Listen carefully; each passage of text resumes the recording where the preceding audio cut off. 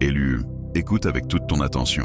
Ce que tu es en train d'entendre en cet instant précis n'est absolument pas le fruit du hasard. Tu n'es pas tombé sur cette parole par simple coïncidence. Tu es ici parce que Dieu lui-même a choisi de capter ton regard et ton cœur. Et si tu décides de l'ignorer, si tu choisis de le repousser, si tu te dis « je verrai ça plus tard », et tu risques fortement de ne plus jamais retrouver une opportunité aussi claire et puissante. Au fond de toi, ton esprit le sait déjà. C'est différent. C'est urgent. C'est profondément personnel. Certaines doctrines que tu as reçues, certaines manières de vivre que tu as adoptées, certaines croyances que tu gardais secrètement dans ton cœur, n'étaient pas totalement alignées avec la vérité complète de Dieu. Il ne s'agit pas ici de te faire honte ou de te condamner. Il s'agit de t'expliquer pourquoi ta vie a parfois paru si lourde, si confuse, si douloureuse. Dieu est en train de rectifier tout cela, maintenant, en ce moment même. Et il t'a choisi, toi, personnellement, pour recevoir cette correction parmi les premiers. Tu te sens peut-être nerveux en ce moment. Peut-être ressens-tu une pointe de crainte. Une partie de toi a peut-être envie de fermer cette vidéo ou de passer à autre chose. C'est exactement pour cette raison que tu dois rester jusqu'à la fin. Dieu est en train de t'ouvrir les yeux. Il te montre ce que la majorité des gens ne peut pas encore voir. Ces choses pour lesquelles tu as prié dans le secret, ces choses pour lesquelles tu as pleuré la nuit, ces rêves que tu gardais au fond de ton cœur ne sont plus des espoirs lointains. Elles se rapprochent. Elles commencent à se manifester, mais elles ne deviendront réalité dans ta vie que si tu comprends ce qui est en train de changer et si tu choisis délibérément de t'aligner avec ce que Dieu est en train d'accomplir. Ce n'est pas simplement de la pensée positive, c'est spirituel, c'est profond.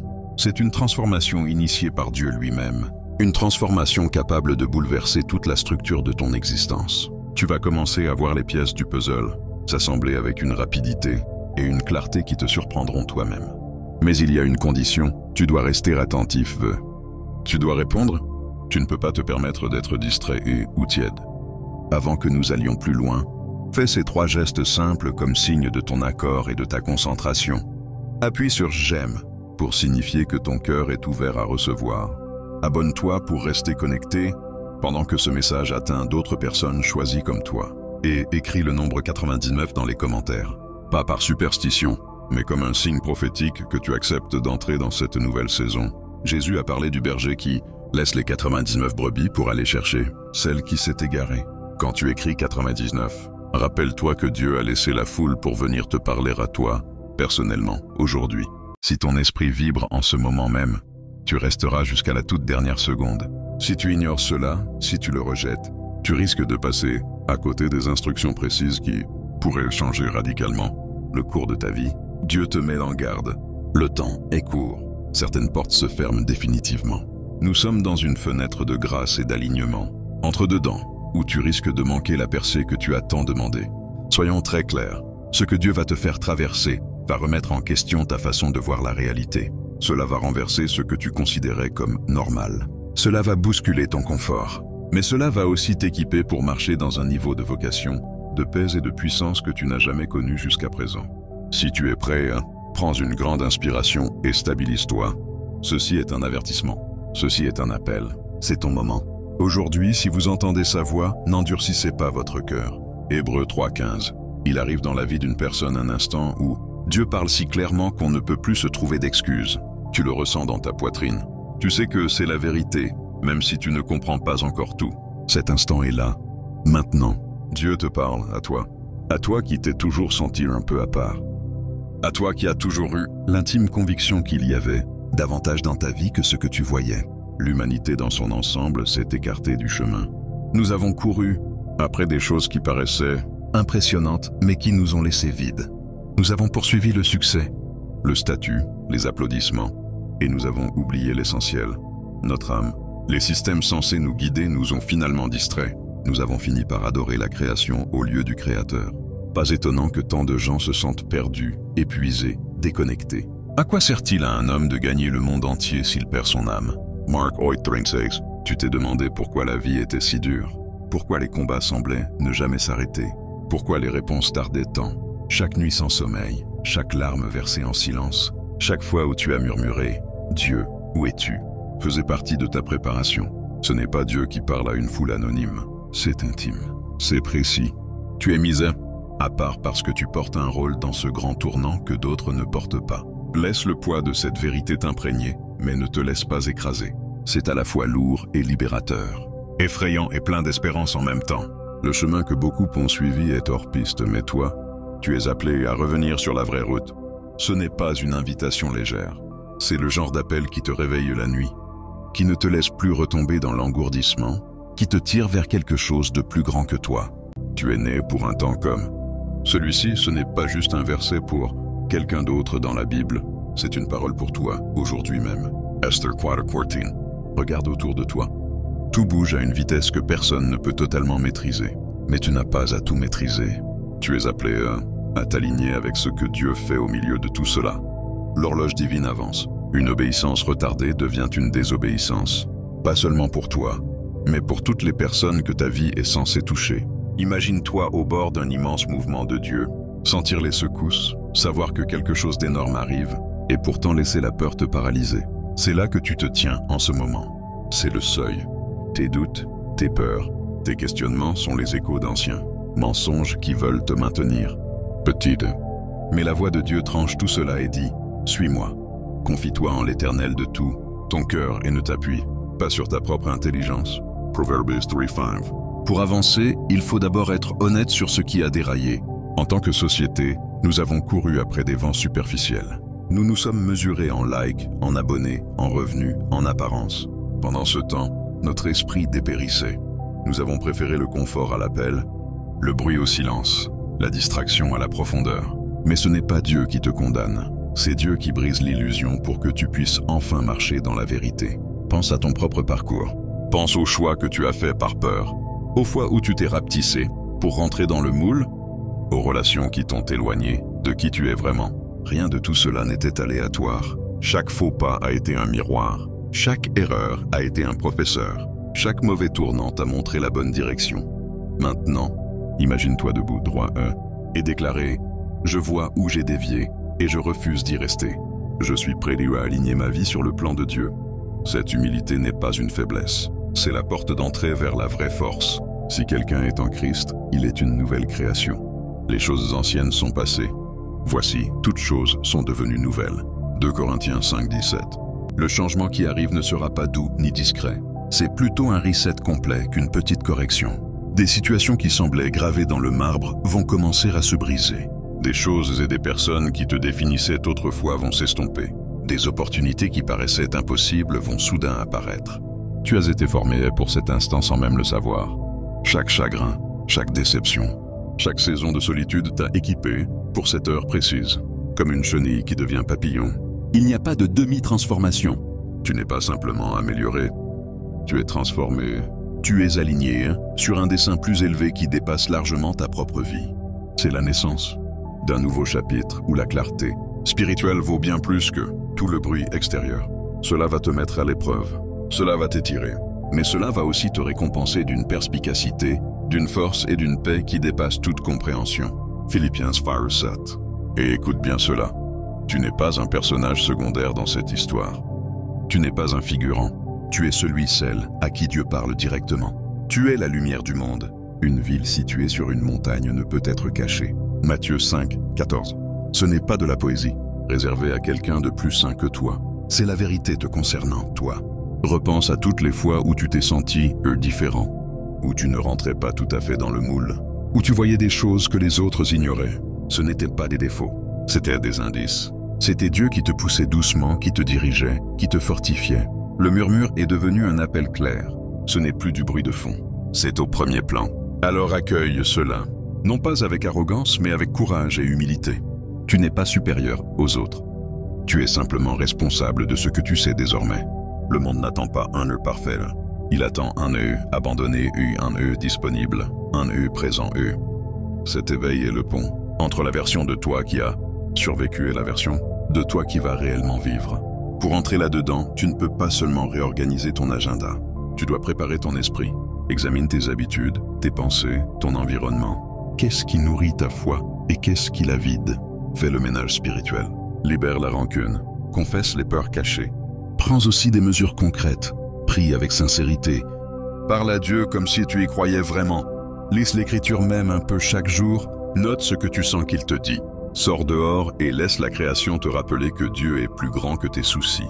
Demande-toi, les voix qui m'entourent construisent-elles ma foi ou l'enterrent-elles? Les mauvaises compagnies corrompent les bonnes mœurs. 1 Corinthiens 15, 33. Et surtout, fais confiance au processus. Se préparer, ce n'est pas tout comprendre d'avance. C'est dire, Seigneur, me voici, je suis disponible. Dieu est en train de déposer en toi de la perspicacité, de la résilience, du discernement. Ce dont tu as besoin arrivera au fur et à mesure que tu avanceras, pas avant que tu commences. Ton rôle, rester ouvert où? Son rôle, pourvoir? La révélation est un cadeau, mais elle peut secouer. Dieu va bientôt te montrer des choses sur toi, sur ton chemin, sur tes relations que tu n'avais peut-être pas envie de voir. Le brouillard, la confusion, l'indécision se lèvent. Tu vas commencer à comprendre comment tout s'imbrique. Pourquoi certaines portes se sont fermées? Pourquoi certaines personnes sont parties? Pourquoi certaines prières semblaient sans réponse? De ton point de vue, ça ressemblait au chaos. Du point de vue de Dieu, c'était une orchestration minutieuse. Avec cette clarté vient la responsabilité. Une fois que tu vois, tu ne peux plus faire semblant de ne pas voir. Mais tu n'es pas seul. Le même Dieu qui révèle le chemin fortifie aussi tes pas sur ce chemin. Ta parole est une lampe à mes pieds et une lumière sur mon sentier. Psaume 109, 105. Tu ne verras pas toute l'autoroute d'un coup, mais tu verras l'étape suivante. Chaque douleur que tu as traversée a accompli quelque chose en toi. Les épreuves ne sont pas la manière de Dieu de te détruire. Elles sont sa manière de te purifier. Imagine un forgeron qui chauffe et martèle le métal jusqu'à ce qu'il devienne fort et tranchant. C'est ce que tes épreuves ont fait à ton esprit. Tu n'es pas fragile. Tu es forgé. Souviens-toi des moments où tu pensais « je ne peux plus continuer ». Pourtant te voilà, en train d'écouter, d'apprendre, de respirer, de chercher encore. Cela seul prouve que Dieu t'a gardé. Tu n'es plus la même personne. Tu es plus sage, plus tendre à certains égards, plus solide à d'autres. Ce qui t'écrasait autrefois te construit aujourd'hui. Toute chose concourt au bien de ceux qui aiment Dieu. Romains 8, 28. Écoute bien, le compte à rebours a déjà commencé. Dans les jours qui viennent, ta vie va commencer à bouger, d'une manière que tu ne comprendras, peut-être pas encore totalement. Ce n'est pas une période ordinaire. Traite cela comme une séquence de lancement spirituel. Chaque jour, choisis l'alignement plutôt que la distraction. Sois intentionnel avec tes pensées, tes paroles, tes choix. Fais attention à ce avec quoi tu es d'accord. Fais attention à ce que tu déclares sur toi-même. Des opportunités surgiront de nulle part. Des défis surgiront aussi vite. Les deux font partie du même processus. Ne panique pas. Reconnais-les comme des signes que quelque chose de réel est en train de se passer. Tu as été averti, non pas pour avoir peur, mais pour être prêt. Et tu n'avances pas les mains vides. Dieu a déjà déposé en toi des outils, intuition, sagesse, empathie, courage. Tu ne savais peut-être pas comment les nommer, mais tu les as sentis. Le discernement pour reconnaître le vrai du faux. Le courage d'avancer même dans la peur. La compassion qui te pousse vers les gens qui souffrent. La foi qui refuse de mourir même quand tu es épuisé. Ce ne sont pas des traits de caractère au hasard. C'est ton équipement spirituel. Le pouvoir dans le royaume de Dieu ne consiste pas à dominer les autres. Il consiste à s'aligner si profondément avec lui que ta simple présence apporte lumière, espérance et changement. Quand tu marches dans ce genre de puissance, tu n'essaies pas d'impressionner qui que ce soit. Tu es simplement qui Dieu t'a conçu pour être. Ce n'est ni par la force ni par la puissance, mais par mon esprit, dit l'Éternel. Zacharie 4:6. La peur viendra encore frapper à ta porte. Le doute viendra encore toquer. C'est humain, mais ils n'ont plus à régner sur toi. Quand ils se présentent, vois-les comme des invitations à te rapprocher, pas à reculer. La foi, ce n'est pas faire comme si tout allait bien. La foi, c'est faire confiance que Dieu te guide même quand rien ne semble encore aller. Nous marchons par la foi et non par la vue. 2 Corinthiens 5:7. Toute cette transformation ne vise pas à te faire paraître réussi, aux yeux des autres. Elle vise à t'élever spirituellement, mentalement, émotionnellement. Elle vise à changer ta fondation. Passer de ce qui peut être enlevé à ce qui est éternel. L'argent va et vient, le statut s'efface, les tendances passent, mais la vocation reste. L'appel reste, Dieu reste. Imagine une vie où tes choix ne sont plus dictés par la peur ou le besoin d'approbation, mais par la vocation. Une vie où tu sais pourquoi tu es là et où tu vis à partir de cette vérité chaque jour. C'est exactement ce que Dieu t'invite à vivre. Il réoriente ton regard. De qu'est-ce que je peux obtenir? À qui puis-je devenir et qui puis-je servir? Cherchez premièrement le royaume et la justice de Dieu, et toutes ces choses vous seront données en plus. Matthieu 6:33. Dieu parle déjà, peut-être par de petites coïncidences que tu as ignorées. Un chiffre qui revient sans cesse. Un verset qui croise ton chemin encore et encore. Une personne qui apparaît pile au bon moment. Cette sensation au fond de ton cœur qui murmure « Le changement arrive ». Ce ne sont pas des hasards. Ce sont des signaux. Commence à y prêter attention. Quand un motif apparaît, quand quelque chose revient sans cesse dans ton esprit, demande à Dieu « Qu'est-ce que tu veux me dire ?» Certains signes seront doux, d'autres arriveront comme un coup frappé à la porte.